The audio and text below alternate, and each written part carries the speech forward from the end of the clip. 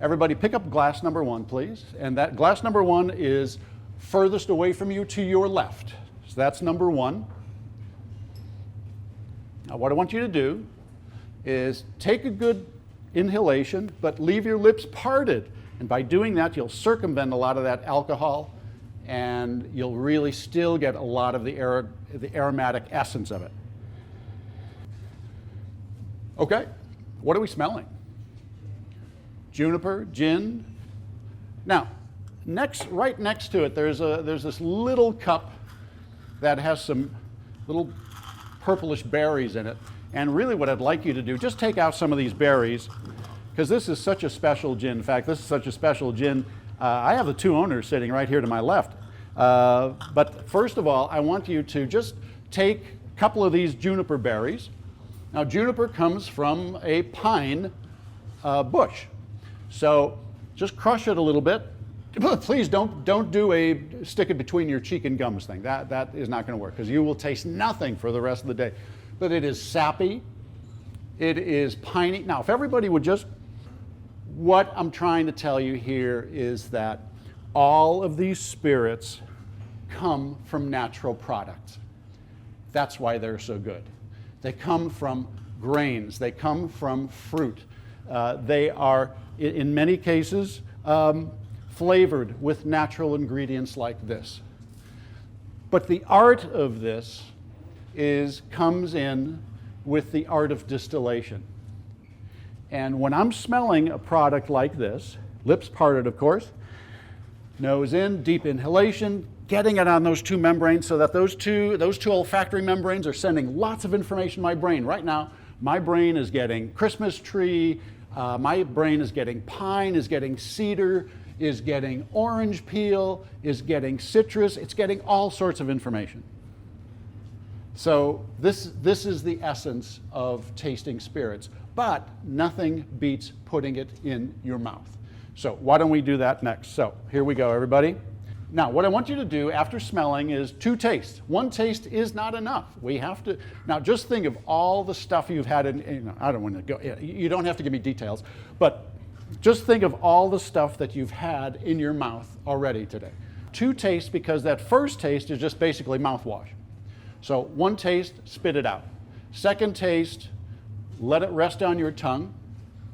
Now, we are the only species, we are the only mammals on Earth that have 10,000 taste buds. Cows have 25,000, rabbits have 400. So we're right in that middle range, but we have the brain attached that's able to describe what those taste buds are experiencing. So 2 tastes, okay, so once. Mouthwash. 2nd taste.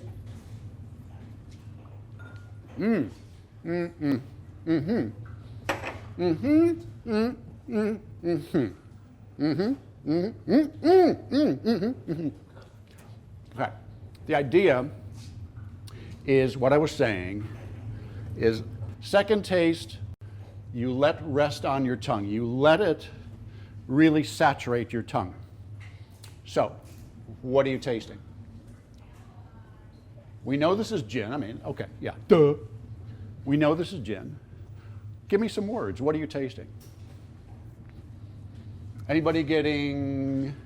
All right, let's go through this by category. First category I always like to go through is fruit. Anybody tasting any fruit? Yeah, yes. I Joe? Taste some fruit, a little bit of citrus, a little bit of sweetness. Citrus, sweetness. But also then the pine. Takes a very Pine? lovely gin. So my friend Joe Magliocco is tasting things that I absolutely get with this. Some citrus, some pine, some pininess, some sappiness. So let me ask you this. Is this smooth in the mouth?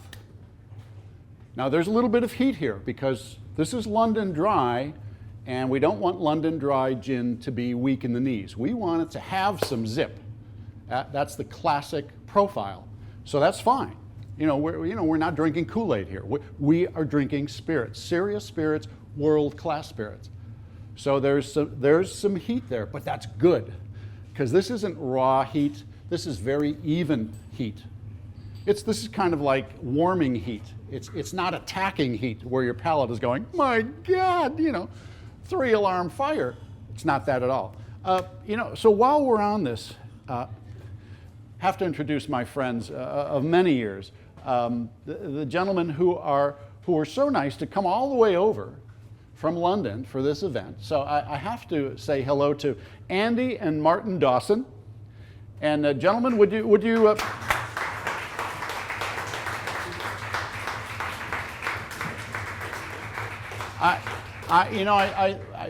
we absolutely want Martin and Andy to say something about their gin, right? Guys, could you just give a little something about what your vision is for Brokers? About 12 years ago, Andy and I, who come from a gin background, after all we come from London, and we grew up with gin and tonic, lots of parental parties with cocktails, lots of gin and tonic, so we got into gin at an early age. In fact, probably earlier than we should have done. The result of that was that we looked at the gins that were out there and we didn't honestly find the gin that was the perfect aroma and flavor. So we thought, let's make our own. So we partnered with a 200-year-old distillery, and after many months of enjoyable trial and error, it really was fun, we came up with the recipe for Brokers Gin. We didn't go through 20,600 spirits, but we went through quite a few and took the process very seriously. We thank you for giving us the opportunity to be here today and to share with you our gin. Thank you. Martin, thank you. And ladies and gentlemen, my friend Andy Dawson. Thank you, Paul, and good afternoon, ladies and gentlemen. I just want to say a little bit about what makes Brokers Gin special. I mean, we're truly honoured to have won the Chairman's Trophy here. And I just want to say that from the knowledge of gin that I have gained over the last few years, there are 3 factors that determine how a gin turns out. The first is, what is the base spirit that's been used? The second is, what are the botanicals that go into the gin? And the third is, what is the distillation method? So if I just spend a couple of seconds on each of those factors, the first one is the base spirit. Now, the simplest way of describing gin is it's the original flavored vodka, because to make gin, you start with a neutral alcohol, which is what most vodkas are, and then you redistill it with a bunch of botanicals, primarily juniper berries. Now, most of the premium gins are made from grain spirit. Most of the big brands that are distilled in the UK use a grain spirit made from a mixture of grains, predominantly wheat, because that is the predominant grain grown in England. Martin and I, with our gin, have gone for a grain spirit made from 100% wheat, because we believe that gives the best outcome. So that's the base spirit. And just to sort of mention that there are gins out there that use non-grain spirits. Certainly in the UK, cheap gins are made with molasses spirit because that's cheaper. And then amongst the premiums, you will find some gins that are made from unusual spirits, such as a grape spirit or even a potato spirit. But the vast majority are made from grain. The second parameter is botanicals, and the botanicals are the juniper berries and the other spices and fruits that go into the gin. We use 10 classic botanicals. The recipe that we ended up choosing is a 200-year-old recipe, so by definition, all our botanicals are classic botanicals. So there's nothing in Brokers Gin that anybody would find unusual. Now, that contrasts with many newer gin makers who've asked themselves what they can do to make their gins distinctively different, and there are many new gins that have put in unusual components, and to my eyes, some of those work very well, some of those work less well. But for Brokers Gin, just classic botanicals. And the third factor is the distillation method.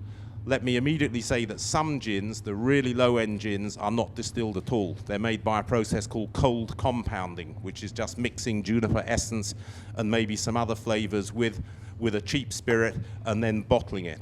But all the serious gins are distilled. There are different ways of distilling. The way that we do it is we use an old copper pot still, which is nearly 100 years old, and we use the old-fashioned process of macerating the botanicals, which means marinating them in the base spirit for a day cold, and then we heat up the still so that our botanicals are boiled, because we wanted to get maximum richness of aroma and richness of flavor.